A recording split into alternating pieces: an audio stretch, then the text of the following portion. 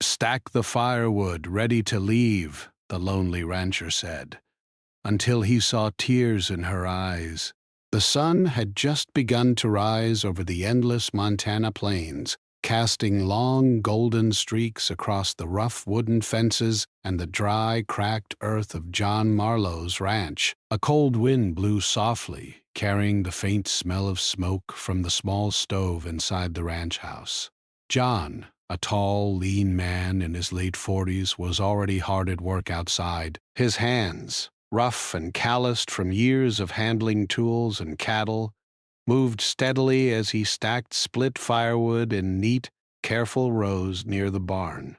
The wood, cut from trees that had grown stubbornly along the riverbank, had been drying for weeks, and John knew it would be needed for the long, harsh winter ahead. John had lived on this land his entire life. He was born on the ranch his father had built, learned the work of cattle and crops from him, and had continued the family tradition when his father passed away. Over the years, the ranch had become more than just land. It was a routine, a sanctuary, and at times, a cage. John liked his solitude. The quiet of the plains, the sound of the wind through the grasses, and the occasional calls of distant birds made a rhythm that was comforting. He rarely had visitors, and he had come to prefer it that way. He had no wife, no children, and few friends. His life was his work, and his work was his life. As he lifted another heavy log, balancing it carefully on the stack, he noticed movement near the edge of the field. At first, he thought it was a deer or some other animal wandering too close to the barn, but as he squinted against the morning sun, he saw a figure walking toward him. She was a woman, small in stature, carrying a satchel and wearing a worn coat that flapped slightly in the wind. Her hair was tied back neatly, but a few loose strands fell across her face, and John could see the curiosity in her eyes as she took in the sight of his ranch. John paused mid-motion, his arms full of wood. He didn't recognize her, and his first instinct was to ignore her. Visitors were rare, and he wasn't used to explaining his life to strangers. But the woman didn't come close immediately. She stayed a few feet away, looking around respectfully, as if she didn't want to disturb him. Her presence was quiet, almost hesitant, but it was enough to make John stop stacking the firewood and set the log down carefully. "Can I help you?" John asked, his voice steady but cautious. He wiped the sweat and sawdust from his forehead with the back of his sleeve, his eyes never leaving hers. The woman took a small step forward and smiled gently. "I'm Martha," she said softly. "I'm a teacher from town. I have some letters for you, from your sister." John froze. His sister. It had been years since he had thought about her. His lips pressed into a thin line, and for a moment he wasn't sure what to say. His sister, Mary, had been gone for nearly a decade. Her memory was tucked away in dusty corners of his mind, kept safe but untouched. He had never been one to speak about her to anyone, not even to himself, most days. And now, here was a stranger, holding pieces of her in her hands, offering them to him like a bridge to the past he had tried to forget. "Letters?" John asked cautiously, his voice low. I don't know what letters you mean." Martha shook her head slightly, opening her satchel and pulling out a few carefully folded envelopes. The paper was old, edges slightly yellowed, but still in good condition. "She wanted you to have these," Martha said. Her voice was calm, kind, but there was a subtle tremor in it, as though she too felt the weight of the moment. "I promised her I would deliver them." John looked at the letters, then back at her. The wind carried a faint scent of pine and earth, and for the first time that morning he felt the stillness around him shift. He wanted to tell her to leave, to go back to town and forget she had ever seen his ranch, but something in her eyes held him in place. They weren't demanding, they weren't expecting anything, just waiting, quietly, patiently. He turned and walked a few steps away, reaching for another log. He didn't want to talk, didn't want to think, but he also didn't want to ignore what had just happened. "Stack the firewood, ready to leave," he said finally, his voice firm but not unkind. It was his way of keeping control, of keeping the world simple and predictable again. He expected her to follow his instructions, to do what she needed to do and leave. Martha nodded slightly but didn't move immediately. Instead, she watched him work for a few moments, her eyes scanning the neat rows of stacked wood, the barn with its weathered boards, and the vast fields stretching beyond. She didn't speak, didn't interrupt. She simply waited, letting John maintain the rhythm of his work, letting the silence settle around them. John felt a strange mix of irritation and curiosity. He hated how her presence disrupted his routine, yet he couldn't bring himself to look away. He thought of his sister, of the long years they had shared as children, running through the fields, hiding from chores, laughing until their sides hurt. Memories he had buried deep inside him surfaced, unexpected and unwelcome. He shook his head slightly, trying to push them away. The ranch was no place for nostalgia, he told himself. Life was measured in work, in chores completed, in the firewood stacked for the coming cold. Martha finally stepped closer, still careful not to intrude, and held out the letters. John glanced at them briefly, his eyes scanning the familiar handwriting. He felt a lump in his throat, a heaviness in his chest he hadn't felt in years. His hands, strong and steady from decades of work, trembled slightly as he took the letters. He didn't know what he was expecting: anger, regret, sadness, but what he felt was a quiet ache, a reminder of a connection he had once cherished and had let slip away. For a few moments they stood in silence. The wind whistled softly through the grasses, the cattle lowed in the distance, and the woodpile grew slowly under John's hands. He felt exposed in a way he hadn't in years, as if Martha's quiet presence had pulled back a curtain he had carefully drawn around his heart. He wanted to speak, to say something, anything, but the words didn't come. Instead, he nodded once, small but deliberate, and continued stacking the firewood. Martha didn't leave.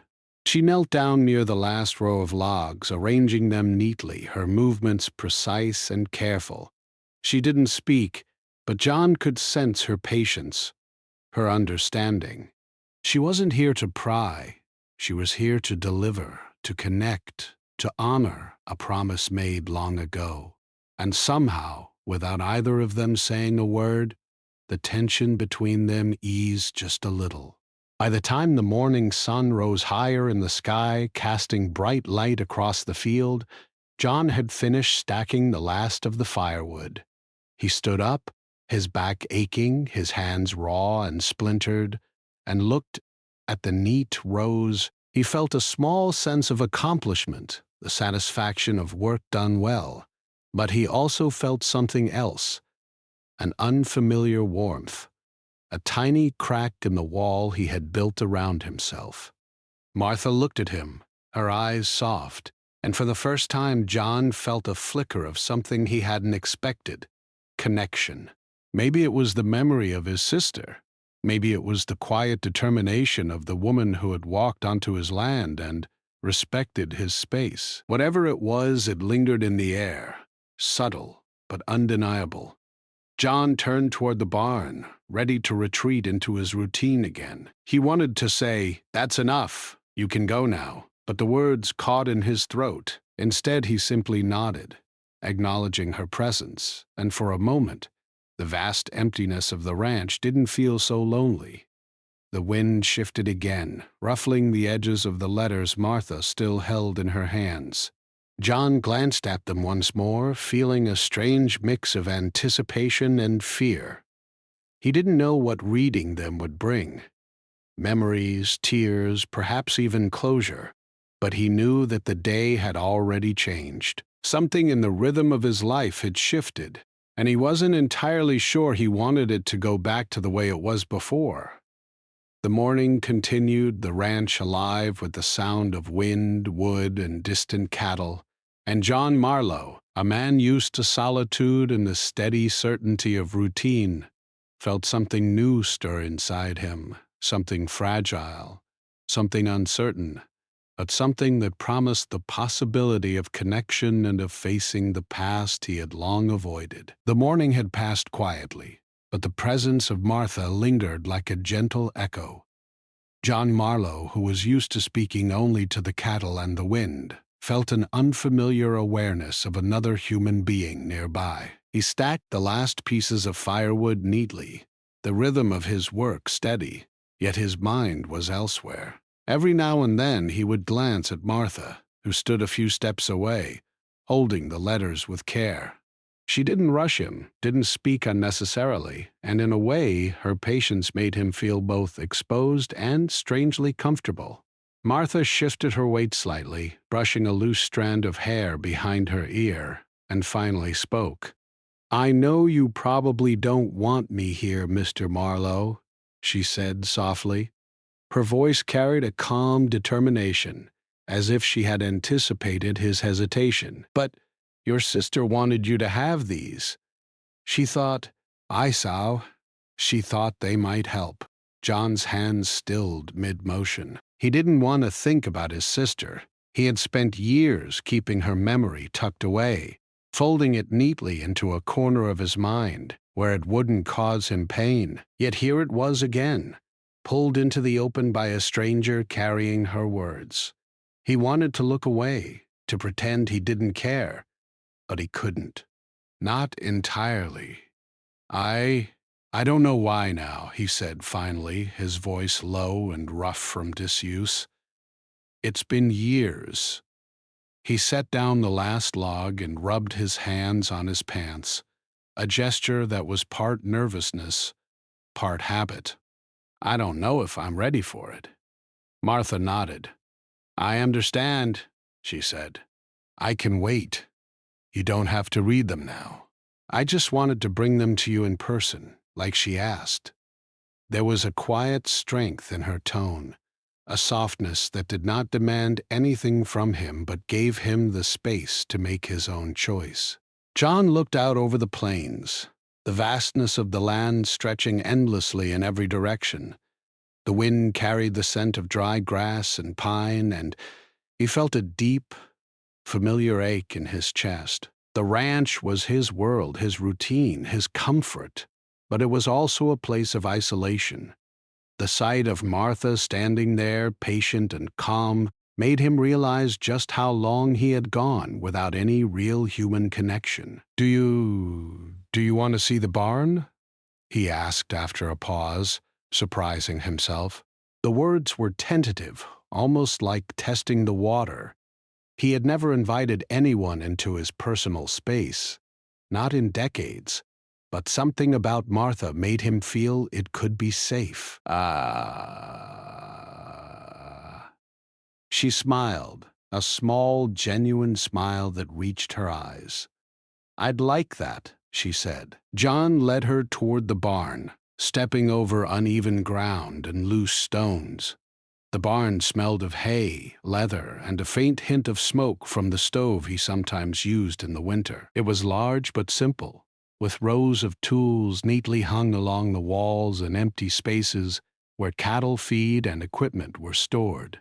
He showed her the stalls where the horses slept, the tack room where saddles and bridles were carefully kept, and even the old loft where hay bales were stacked to the ceiling.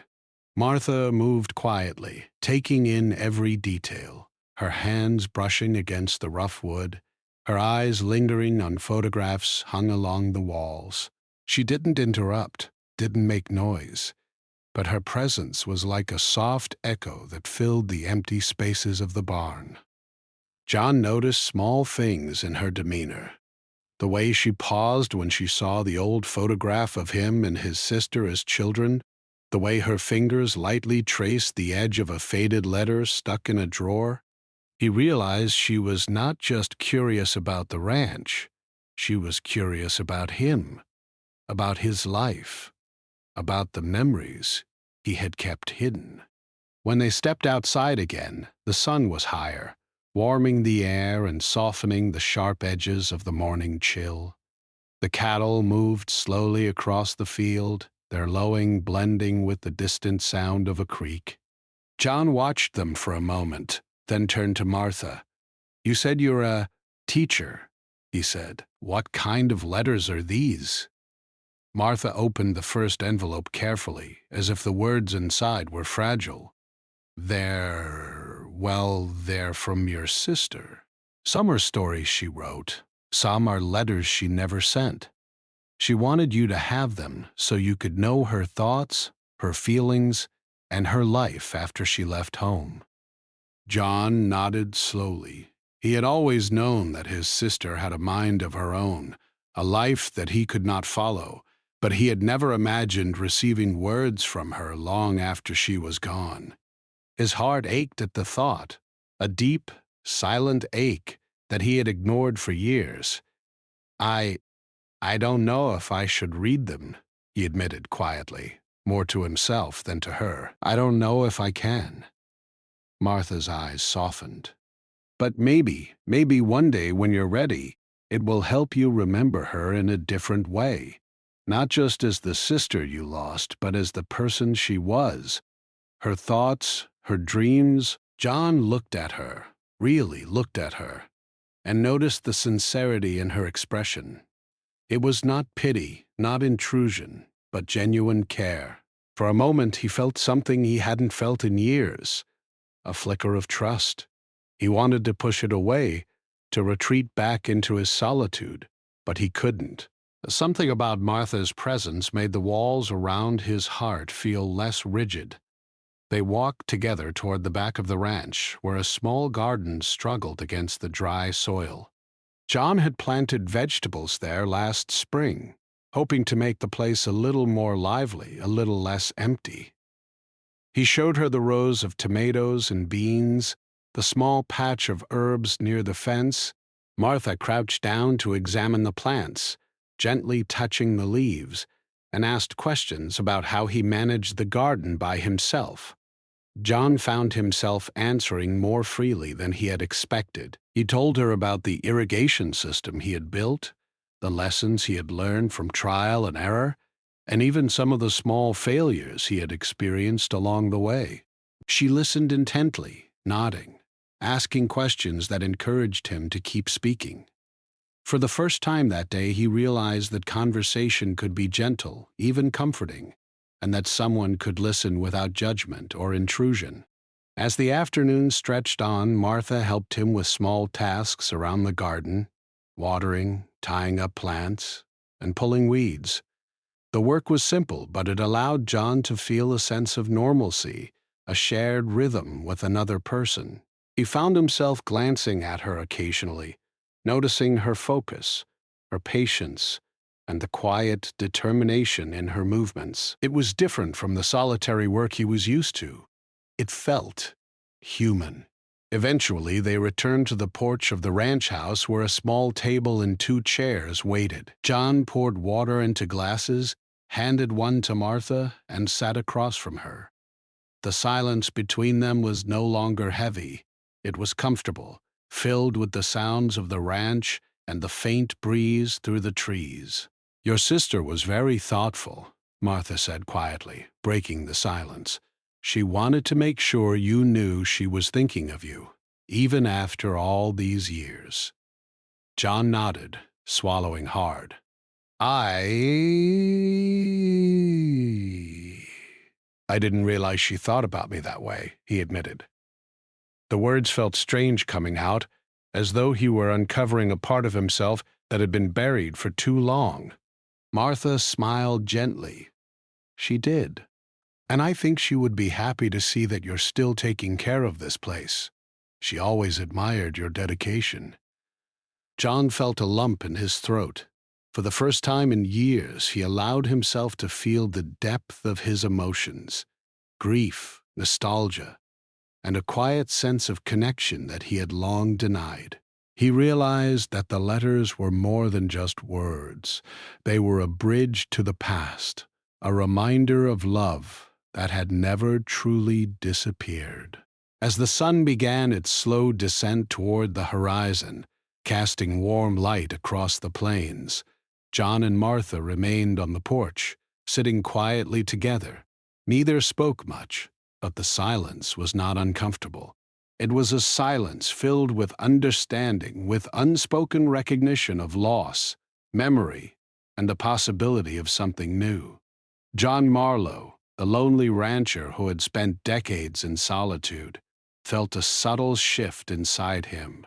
The ranch still belonged to him, the plains still stretched endlessly, and the routine of stacking firewood and tending cattle would continue. But now there was something else, something tentative, something human, that had entered his life. And in that quiet moment, with the wind softly rustling the leaves and the cattle grazing in the distance, John knew that the day had changed forever. He didn't yet know what reading the letters would bring, or how much of the past he could face, but he knew he would not be facing it alone. Martha's presence had opened a door, and for the first time in years, he felt that stepping through it might not be so frightening after all. The late afternoon sun cast a soft, golden glow over John Marlowe's ranch, stretching long shadows across the fields.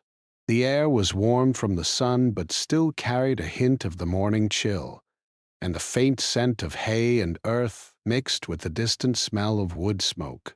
John stood near the barn, his sleeves rolled up, hands slightly dirty from work, while Martha watched quietly. She had spent the day helping with small chores, following his instructions, yet moving carefully as if she were treading on sacred ground. John had noticed, repeatedly throughout the day, the way she worked with care, as though she respected the land he had spent his life tending. It was different from the casual curiosity of visitors he had sometimes encountered in the past. Martha's presence didn't feel intrusive. It felt attentive, and it made him uneasy in ways he had not expected. For years he had lived alone, believing that his solitude was the only way to protect himself from the unpredictability of people. Yet here she was, quiet but persistent, gently weaving herself into the rhythm of his day. For a while they worked side by side, stacking firewood for the upcoming winter. John's hands moved automatically, muscles remembering every motion from years of practice. But his mind wandered. He thought about his sister, Mary, about the letters she had written, and about the way her words might change his understanding of her life. He had been avoiding these thoughts for years, convincing himself that memories were safer when tucked away, yet now the past seemed alive again, pressing gently at the edges of his present. Martha broke the silence. "Do you mind if I read one of the letters?" she asked softly. "I can read it out loud." "You don't have to. I just thought it might help." Her voice trailed off slightly, as though she too were careful about the feelings that had been stirred. John hesitated. He had spent decades avoiding confrontation with his emotions. The idea of hearing his sister's words aloud felt both inviting and threatening. But when he looked at her, standing there with quiet patience, he felt a small stirring of trust. Slowly he nodded. "Go ahead," he said, his voice low. Martha opened the first envelope carefully, making sure not to tear the fragile paper. She began reading, her voice soft and deliberate, each word chosen to carry the meaning without rushing. John listened, standing near the woodpile, arms crossed, but his posture betrayed his tension. His eyes were on the distant hills, but his mind was elsewhere, absorbing every word. The letter spoke of simple things: Mary's days in the town where she had lived, her small victories and disappointments, her quiet moments of joy and solitude, but underneath the simple details were subtle hints of longing, of love, and of reflection on the life she had left behind. John's chest tightened as he listened. Memories surfaced, his sister laughing as children, her gentle teasing, and the quiet evenings they had spent sitting on the porch watching the stars. He realized that he had never truly considered how much Mary had thought about him after she left. He had assumed she had moved on, that her life no longer intersected with his, but her words proved otherwise. She had carried pieces of him with her, just as he had carried pieces of her in the quiet corners of his mind. As Martha continued reading, John felt a shift within himself. A knot of grief he had carried for years began to loosen slightly. The familiar ache of loss was still there, but it was accompanied by something else: connection. He wasn't alone in remembering, in feeling, in grieving. His sister had left traces of herself behind, and now, through these letters, he could see the world from her perspective, understand her choices, and even, in a small way, forgive both himself and her for the years of separation. The afternoon passed slowly, the sun dipping lower in the sky, and John found himself moving closer to Martha. He didn't speak at first, but the physical proximity allowed a subtle shift, a sense of shared space that had been missing from his life for decades. He glanced at her face, noting the seriousness with which she read, the gentle way she held each letter as though it were fragile, not only in paper but in sentiment. He realized that the letters were not just words on paper. They were a bridge, a connection, and a reminder of a bond that time and distance could not erase. When Martha paused to take a breath, John spoke. She really wanted me to know this, didn't she? His voice was soft, uncertain, but honest. Martha nodded. Yes, she said. She wanted you to understand her life, her choices, and how much she cared about you. She hoped these letters would bring you closer, even after all this time. John nodded slowly, letting the words sink in. He felt a strange combination of relief and sadness. Relief that his sister's intentions had been kind, and sadness for the years they had lost. Yet, for the first time in a long while, he felt a willingness to engage with the past, to see it not as something that had been stolen from him, but as something that could still be understood, appreciated, and remembered. He watched Martha carefully, noticing the subtle expressions on her face, the faint lift of her eyebrows, the gentle softness around her eyes, and the quiet determination that suggested she had endured much herself to make this delivery. She wasn't just reading letters, she was participating in a delicate act of healing. And John realized that her presence mattered as much as the letters themselves. Can I read one myself?" he asked hesitantly, surprising himself. Martha smiled, a small, encouraging smile. "Of course," she said. "Take your time. There's no rush." John unfolded the next letter with care, feeling the texture of the paper beneath his fingers. As he began reading, he was struck by the way Mary had described small moments: the scent of the rain, the taste of fresh bread, the quiet joy of a neighbor's kindness. But there was also an undercurrent of reflection, of regret, and of hope that he could understand now. Her words were simple, but their impact was profound. John felt tears prick at the corners of his eyes, but he didn't turn away. He let the emotions rise, letting the letters do what they were meant to do: bridge the gap between past and present. For the first time that day, John felt truly vulnerable. The loneliness he had carried for decades was still there, but it was no longer suffocating. It had softened in the presence of understanding, patience, and shared grief. Martha's quiet companionship allowed him to process feelings he had long ignored. He realized that connection wasn't something to fear. It was something to accept, carefully, step by step. Hours passed and the sun dipped lower, casting warm orange light across the ranch. The shadows of the barn stretched long across the ground, the cattle moved slowly through the fields, and the gentle breeze carried the scent of earth and wood. John and Martha remained near the firewood stack, reading, talking, and occasionally pausing in comfortable silence. Each letter brought new insights, new memories, and new layers of understanding about his sister and about himself. At one point, John stopped reading, folding the letter carefully and setting it down. He looked at Martha and spoke quietly. I didn't know she thought about me this much, he admitted, his voice low but steady.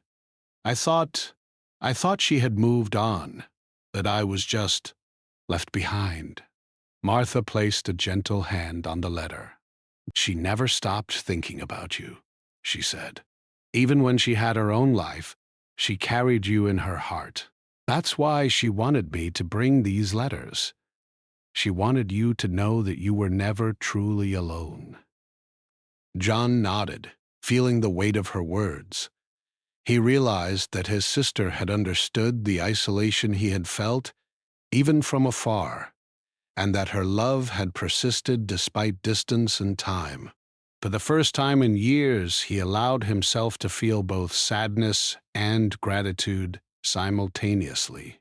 He understood now that grief and love could coexist, that loss didn't mean forgetting, and that remembering didn't have to hurt as much as he feared.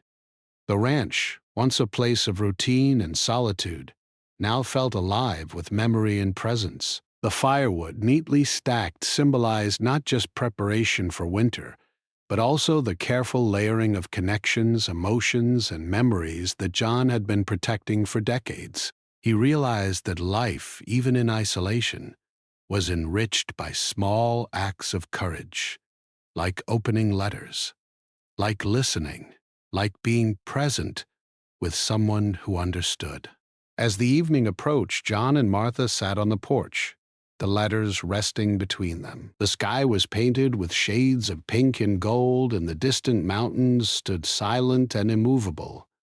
The ranch seemed larger somehow, filled with the invisible presence of his sister, and John felt an unfamiliar calm. The day had brought confrontation with the past, emotional vulnerability, and the beginnings of healing. He didn't know what the next day would bring, but he felt ready to face it, bolstered by the letters and by Martha's quiet support. For the first time in a long time, John Marlowe felt that he could allow himself to grieve, to remember, and perhaps even to begin forgiving, not only his sister for leaving, but also himself for the years he had spent in isolation. And as he watched the last light of the day fade over the plains, he understood that healing was not a sudden event, but a gentle process. One step, one letter, one shared moment at a time. The evening settled over the ranch with a quiet stillness that seemed almost sacred. The sky was a deep, soft blue, streaked with the last hints of pink and gold from the setting sun. The cattle were resting, the horses lowed quietly in their stalls, and the wind whispered gently through the tall grasses. John Marlowe sat on the porch steps, his hands resting on his knees, staring at the letters spread before him on the wooden boards. Each envelope, carefully opened and unfolded, carried more than words. It carried memories, emotions, and pieces of a life he had never fully known. Martha sat beside him, her presence steady and calm, a quiet support that allowed John to feel more grounded than he had in years. They didn't speak at first. The only sounds were the distant rustle of leaves, the occasional call of a bird returning to its nest, and the subtle creak of the porch boards beneath them. John felt a strange combination of fatigue and alertness. The emotional weight of the day pressed down on him. But it was not entirely unpleasant. It was heavy with meaning, with recognition, and with the first glimmers of understanding that he had been missing all these years. Finally, John spoke, his voice low and uncertain. I...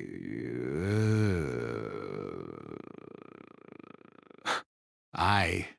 I never realized how much she thought about me. I thought she had moved on, that I was forgotten. His fingers traced the edges of a folded letter.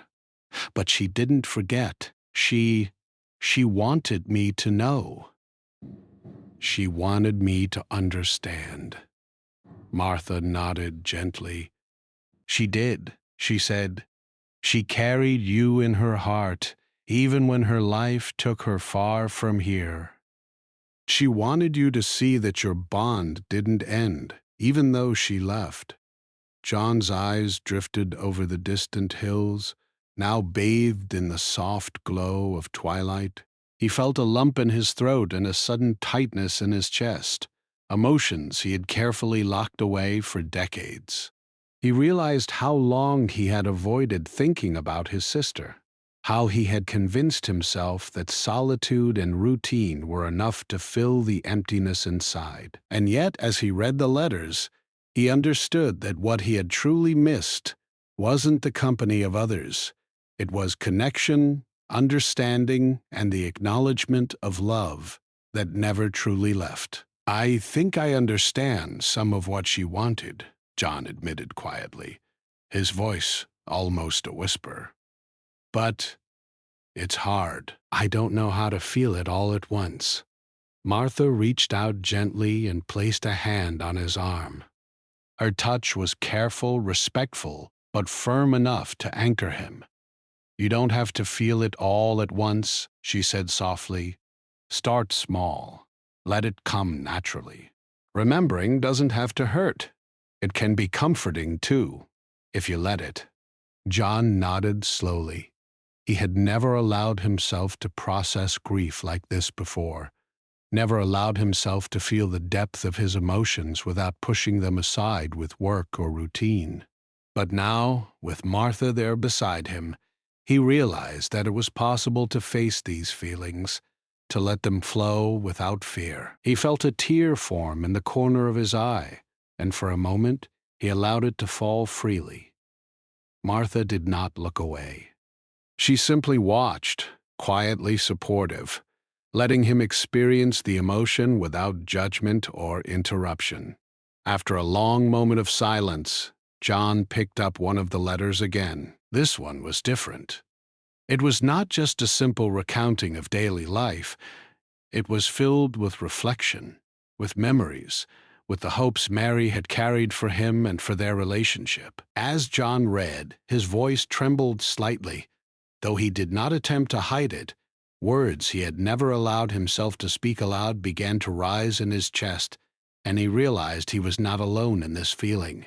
Do you think she knew I'd never forgive myself for not being there? He asked quietly, more to himself than to Martha. She probably did, Martha replied gently. But she also wanted you to understand that her love for you was never conditional. She didn't blame you, and she didn't expect you to carry guilt. She just wanted you to know she cared, that she always cared. John swallowed hard, the weight of the years pressing against him. He realized he had been carrying not only grief for her loss, but also a burden of guilt that was never hers to place. The letters were helping him untangle the emotions, layer by layer, guiding him toward understanding and acceptance.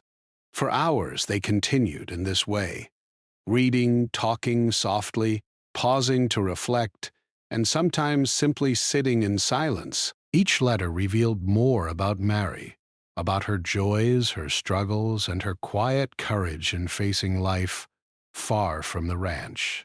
John found himself laughing quietly at her humor, feeling a warm ache at her sorrows, and slowly letting himself feel the depth of the bond they had shared as siblings. At one point, Martha placed her hand gently on one of the envelopes. She wanted you to remember the good times too, she said, not just the hard moments. She wanted you to feel joy, even in memory. John nodded, closing his eyes briefly. He remembered evenings on the porch with his sister, The sound of laughter echoing across the fields, the smell of fresh bread baking in the house, and the quiet, comforting presence of someone who understood him completely. The memories were bittersweet, but they also carried a warmth he had almost forgotten. The sky darkened slowly, stars beginning to pierce the deep blue of night. John looked up, feeling a connection not only to his sister but to the world around him. The land, the ranch, the endless plains, and the quiet presence of Martha beside him. For the first time in years, he felt a sense of peace, fragile yet real, settling over him. I think I can start to forgive myself, John admitted quietly. I think I can remember her without feeling the weight of all the years I missed. That's all she wanted, she said. For you to remember her with love, not with pain. For you to feel connected again, even if it's just in small ways. John nodded, feeling a quiet gratitude. He realized that the act of reading the letters, of engaging with the memories, and of sharing the experience with someone who understood had opened a door he didn't know he needed. He had spent decades guarding his heart, believing that solitude was safety. But now he saw that connection, even fragile and tentative, could bring healing. They continued to sit together on the porch, the letters resting between them, the night settling gently around the ranch. John found himself speaking more freely than he had in years, sharing stories of his childhood, of times with his sister that had brought him joy, of moments of regret he had kept locked away. Martha listened patiently, encouragingly, without judgment, and John felt a sense of release he had long denied himself. Eventually, John set the letters down carefully. He looked at Martha, a quiet seriousness in his expression. "Thank you," he said simply, "for bringing them here, for staying, for helping me face this." "You don't need to thank me," she said. "Your sister asked me to deliver them because she knew you would need someone patient with you. I'm just glad I could be here." John nodded, feeling the full weight of her words. For the first time in decades, he felt the possibility of healing, of connection, and of remembering without pain. The ranch, which had been a place of solitude and routine, now felt alive with memory, with presence, and with the quiet hope of something new. As the night deepened, John and Martha finally stood, stretching from hours of sitting on the porch. The letters were stacked neatly, ready to be read again another day, each one a testament to the enduring bond between siblings and the quiet courage of facing one's emotions. John felt a strange lightness in his chest, a sense of relief mixed with warmth. He realized that grief did not have to be endless, that memory could be comforting, and that connection, even with a stranger, could help bridge the gaps left by time and distance. "You've done well today," she said softly. "Not just with the letters, but with yourself. You faced the past, and that's not easy." John nodded, a small, genuine smile appearing on his face. I think I finally understand her better," he admitted. "And maybe in a small way I understand myself better too." And for a moment the two of them simply stood there, sharing the quiet beauty of the ranch at night, the letters lying between them, and the knowledge that the past, no matter how heavy, could be faced with patience, love, and understanding. That night, as John went inside the ranch house and prepared a small meal, he felt a sense of closure he had never thought possible. The letters had not erased his grief, nor had they removed the solitude he had known for so long, but they had reminded him of something far more powerful, the enduring strength of love, memory, and human connection. For the first time in years, John Marlowe felt that he could let himself be vulnerable, that he could allow memories to surface without fear, and that he could carry his sister's love with him, even in her absence. The ranch no longer felt like a place of loneliness. It was a place of reflection, healing, and quiet possibility. And as the night settled fully over the plains, John Marlowe finally felt ready to face tomorrow, not alone, but with the gentle presence of understanding and connection that had entered his life quietly and unexpectedly that evening. The first light of dawn touched the Montana plains with soft, golden rays. The wind carried a crisp freshness, brushing against the tall grasses and stirring the leaves of the few trees scattered around the ranch. John Marlowe stepped outside, stretching his arms and shoulders, feeling the ache of yesterday's work, but also a quiet sense of energy and purpose. For the first time in weeks, or maybe even years, he felt ready to embrace the day, not merely as a series of tasks, but as a chance to move forward, to carry memories with him while opening his heart to the world around him. Martha was already up, moving quietly through the yard, gathering tools and preparing to help with chores. She had spent the night in the small guest room at the ranch, but neither of them had felt the need for small talk or explanations. There had been a shared understanding between them, a bond formed through letters, stories, and silent presence. The letters from his sister had begun to do their work, slowly guiding John toward acceptance, memory, and the realization that life, even after loss, could still hold joy and connection.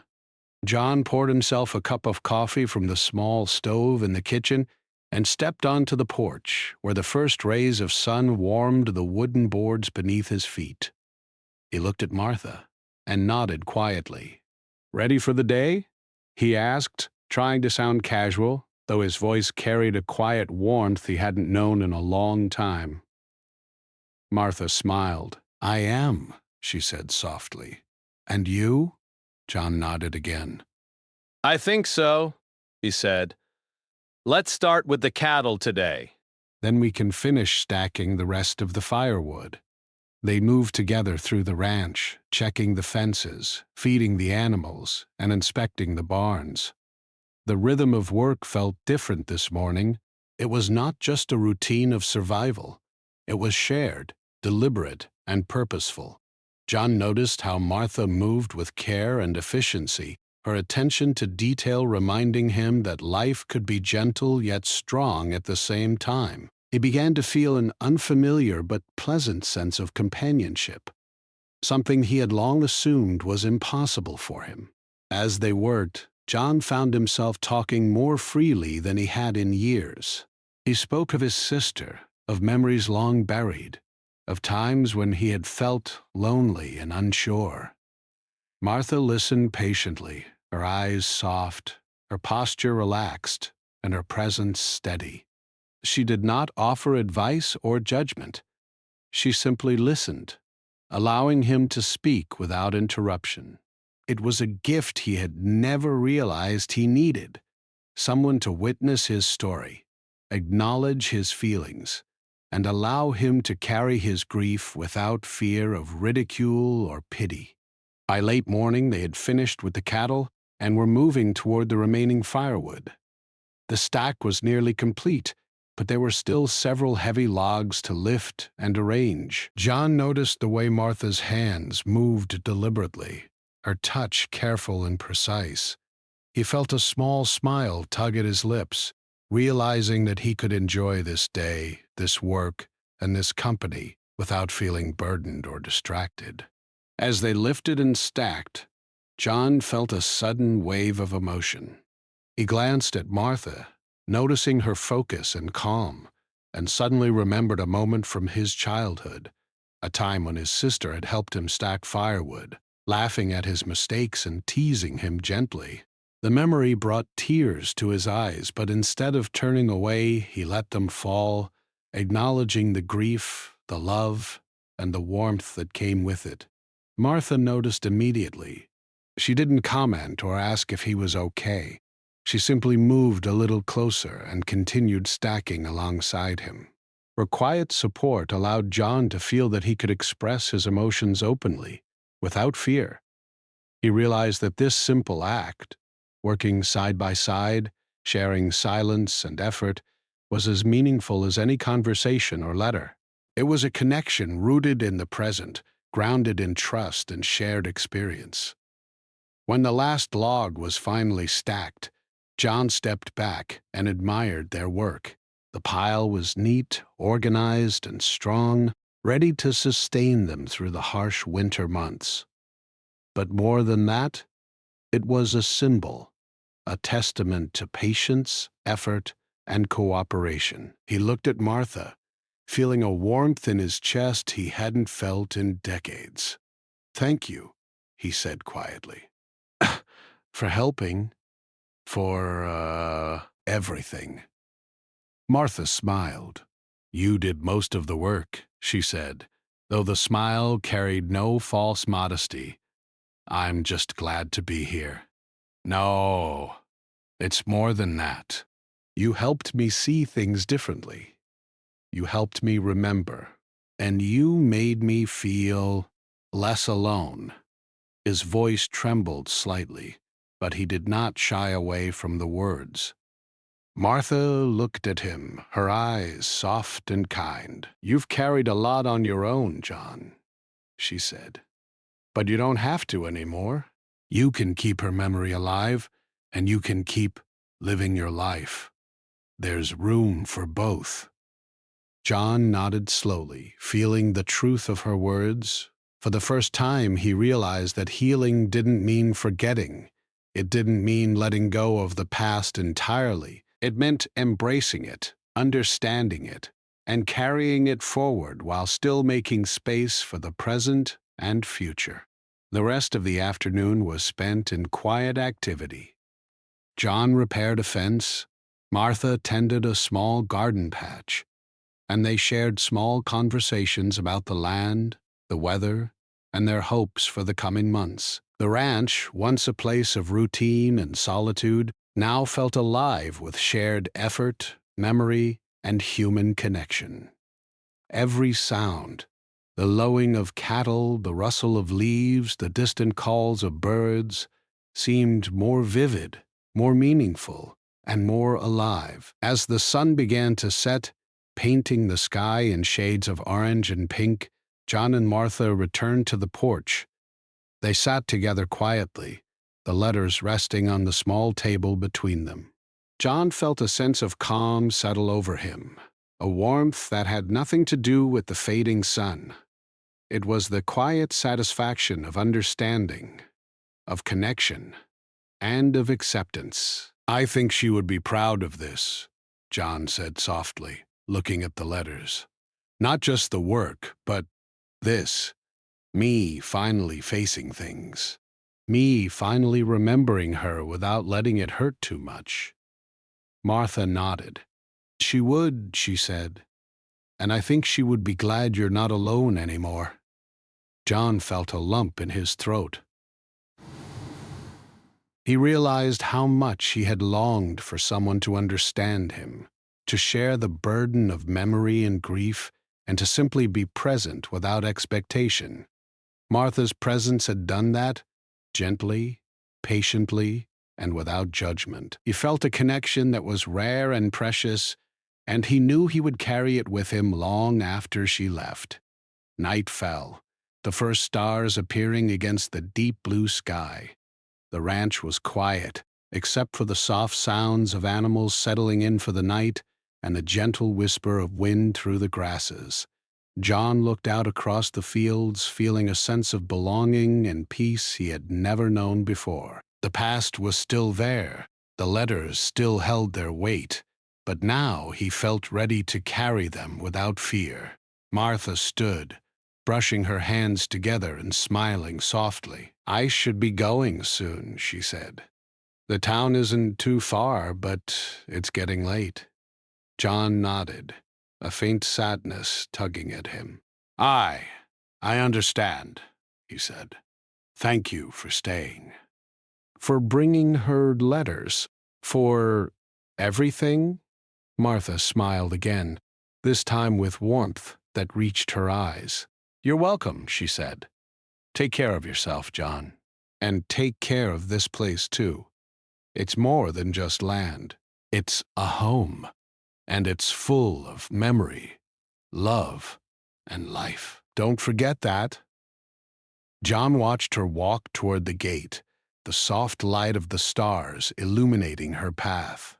When she reached the edge of the property, she turned and gave him a small wave, and he waved back, feeling a quiet gratitude for her presence and for the role she had played in his life, even for a brief time. After she left, John returned to the porch, sitting with the letters and the quiet of the night around him. He realized that life would continue, the seasons would change, and the work on the ranch would always demand effort. But now he understood that he didn't have to face it all alone.